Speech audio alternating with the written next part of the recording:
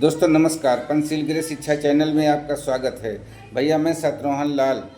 MIM के इम्तियाज जलील ने एक बार योगी आदित्यनाथ को ललकारा है। काम की बात करने से पहले योगी, पहले तेरा हिसाब चुकाता करता हूं।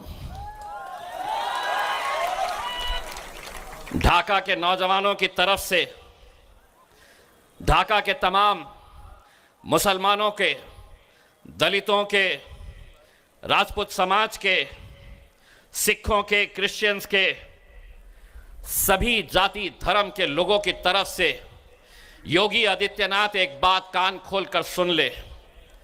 ये मुल्क जितना हिंदुओं का है, ये मुल्क जितना दलितों का है, ये मुल्क जितना राजपूतों का है, जितना सिखों का है, उतना ही मुसलमानों का है। और तुझे जो भाषा समझ में आती है उस भाषा में अब सुन, और तुम भी सुनो।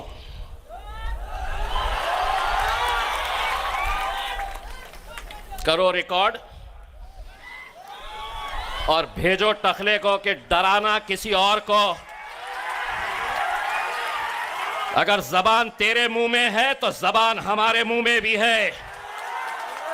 जिस जबान में तू बात करेगा उसी जबान में तुझे जवाब दिया जाएगा। तो मुझे कहता है ये जमीन मेरी है, इस मुल्क के अंदर हम पैदा हुए हैं। ये मुल्क जब आजाद हुआ और हमारे पुरखों से जब पूछा गया कि तुम्हें यहां रहना है या पाकिस्तान जाना है, हमारे पुरखों ने यह कहा कि इस जमीन में हम पैदा हुए हैं और इंशाअल्लाह इसी मिट्टी की खुराक हम बनेंगे, इसी जमीन के अंदर हम दफन होंगे। और तू हमें ललकार रहा है इतने से राज्य के टकले।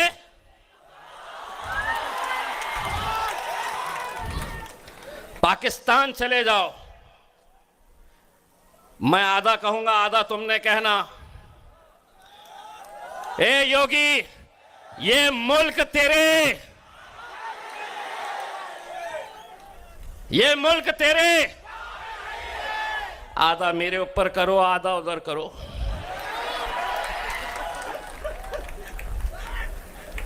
नहीं तो बैठे हुए हैं लालू के अंटर पंटर आ जाएंगे कि योगी को गाली दिया, मैंने नहीं दिया, आधा मैंने दिया, आधा इन्होंने दिया। घंटा मिलता तुम्हारे को। नहीं तो बोलेंगे भड़काऊ भाषण करके गया। मैं क्या करा? मैंने आधा करा। मैंने सुनो, अब सुन लो। आधा मैं, ये मुल्क तेरे। इतना बोलने पे कुछ होता? आदिल भाई लॉयर है, कुछ होता? आप वकील है, अगर कुछ करा तो उसको बोलना कि बाबा जी का ठुल्लू मिलेगा, तुझे कुछ नहीं देने वाले हैं हम। ये हो गई है, जो आ रहा है समझ रहे हैं हुकूमत है तो कुछ भी बोल लेंगे। एक बात सुन लो, हम जब तक शरीफ है तो बड़े शरीफ है। हाँ, शाहरुख खान का डायलॉग याद है ना, हम जरा से शरीफ क्या हुआ, सारी दुनिया घुसा दो, अंदर ही घुसा दो पूरा कैमरा हमारे अंदर। अब जितना बोलना है हम बराबर बोल के चले जाते हैं। और ये मीडिया वाले रिवाइंड फॉरवर्ड करके ढूंढते रहते हैं कहाँ पे कहीं मिलता, क्या केस बनता है क्या करके। कहीं नहीं बनता। हमको समझ में आ गया है और हमने इनके साथ एक ऐसा रिश्ता बना दिया है, ऐसा रिश्ता बनाया है, अगर हम यहाँ पे गूंगे बनकर भी अगर खड़े रहे, हम उनको सिर्फ इशारा करें, करके बताओ, समझ में आ गया उनको कि 25 तारीख के दिन उनको सिर्फ पतंग के ऊपर मोहर लगाने की है करके। मैं कल रात में आप ही के इलाके से गुजर रहा था। सामने किसी और कैंडिडेट की एक रैली जा रही थी। गाड़ियों में लोग बैठे हुए थे, उसमें कुछ मुसलमान भी नजर आए मुझे। उन्हें देखकर मुझे ऐसा लगा कि उन्हें गाड़ी से खींचकर उनसे एक सवाल करूं कि कब तक ऐरे गैरों की दलाली करते रहोगे, कब तक ऐरे गैरों के तलवे चाटते रहोगे। इतने सालों तक, 75 सालों तक हमने क्या किया? महफिलें उनकी सस्ती थी। हमारा काम क्या था? तो हम सामने आकर बैठते थे, सारी नेता मंडली स्टेज के ऊपर बैठे रहती थी। हमने क्या काम किया? 75 साल जिस तरह शादी की बारात जो निकलती है, दूल्हा कभी लालू बनता था, कभी नीतीश बनता था, कभी शरद पवार बनता था, कभी राहुल गांधी बनता था। 10 साल से मोदी बना हुआ है। और हमारा काम क्या था? हम बारातियों की तरह इनके घोड़ी के सामने नाचना। लेकिन असद साहब ने अब एक पैगाम भेजा है कि बहुत हो गया हमारा, अब घोड़ी भी हमारी होगी, दूल्हे भी हम ही बनेंगे।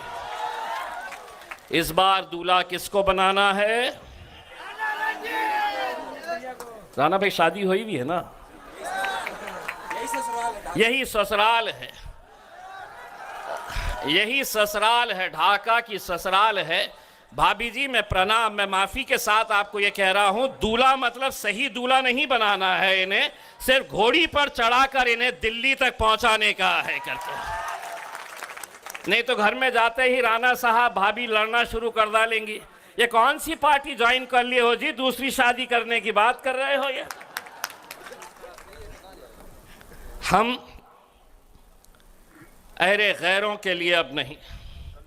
इतने सालों तक कभी लालू, कभी भालू, कभी नीतीश, कैसे कैसों को हमने अपनाया है। 25 तारीख के दिन जब जाओगे, ये मत सोचना यहां का उम्मीदवार कौन है। राणा भाई के अंदर आप असदुद्दीन अवैसी साहब को देखना और उस दिन मोहर लगाना असदुद्दीन अवैसी साहब के नाम के ऊपर। उसमें दोस्तों, ये अगर ताकत तुम नहीं देगे तो आज इस मुल्क के हालात कि तुझे जो भाषा समझ में आती वही अब तू भी सुन। करो रिकॉर्ड और भेजो टकले को कि डराना किसी और को। जिस जुबान में तू बात करेगा उसी तरह का जवाब दिया जाएगा। और जो जलील ने कहा, ए योगी, ए मुल्क तेरे बाप का नहीं, और लायर व वकील जो वहाँ पे बैठे थे उनकी तरफ इशारा किया, कहा अगर मेरे खिलाफ कुछ करा तो बाबा जी का ठुल्लू मिलेगा। और यहाँ तक की धमकी दी कि हम जब तक शरीफ हैं तब तक हैं। और इम्तियाज़ जलील रास्ते में एक रैली को देखा तो उनमें गाड़ियों में मुसलमानों को बैठे देखा तो मुझे देखकर ऐसा लगा कि गाड़ी से खींचकर एक सवाल करूं कि कब तक गैरों की दलाली करते रहोगे। और जलील जी कभी ऐसी भाषा का प्रयोग कर देते हैं जो अमानवीय है। हम हमेशा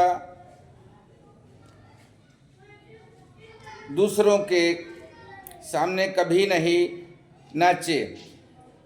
इस पर जलील ने कहा कि आज तक कभी दूल्हा लालू बना, कभी नीतीश, तो कभी शरद पवार और कभी राहुल।